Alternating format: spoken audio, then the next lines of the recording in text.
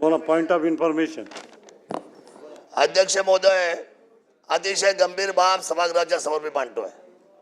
अध्यक्ष महोदय, हिंदू हृदय सम्राट सरसेनापती बाळासाहेब ठाकरे हा नागपूर मुंबई समृद्धी महामार्ग या मार्गावर आता आदरणीय राज्याचे महत्वाचे नेते आणि नागपूरचे खरं तर ते रहिवासी आहेत, सन्माननीय चंद्रशेखर बावनकुळे साहेब इथं संवेदनशील मंत्री इथं बसलेले सभागृहात, म्हणून मी हे निवेदन करतोय. अध्यक्ष महोदय, माझ्याकडे काही व्हिडिओ आता आलेले आहेत.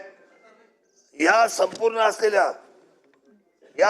असलेल्या महामार्गावर, समृद्धी महामार्गावर, जो महामार्ग प्रगती आणि आधुनिक पायाभूत सुविधासाठी आता प्रतीक मानलं जातं, याच्यावर संपूर्ण चांगल्या पद्धतीचा प्रवास लोक करतात.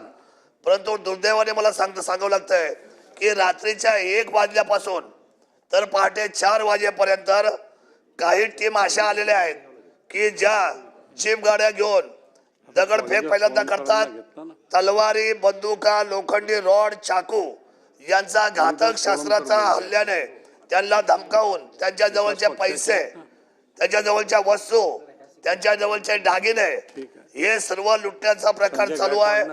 अनेक वेळेला त्या महामार्गावरचे पोलीस नाहीत, महामार्गाच्या पोलिसांना भेटायला गेले तर ते म्हणतात की नागपूर पोलीस स्टेशनला तुम्ही जा.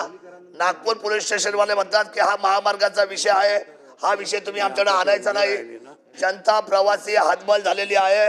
माझ्याकडे सीसीटीव्ही आहे, ते आम्ही आपल्याला आणून देतो. आणि आपण आज संध्याकाळी ह्या सभागृह संपल्यानंतर आपण रिप्लाय सुद्धा द्या आणि या बाबतीमध्ये आपण आश्वस्त करा की या हिंदू हृदय सम्राट बाळासाहेब ठाकरे या असलेल्या नागपूर मुंबई समृद्धी महामार्गावर एकही सशस्त्र दरोडा पडणार नाही. आपल्या सर्वांची जोखीम आहे. सभागृह चालू आहे. अध्यक्षांनी याची नोंद घ्यावी आणि रिप्लाय द्यावा अशी माझी विनंती. अध्यक्ष महोदय. अध्यक्ष महोदय, माननीय या ठिकाणी जो पॉइंट ऑफ इन्फॉर्मेशन आली आहे, निश्चितपणे शासन आजच्या आज याच्यावर कारवाई करेल.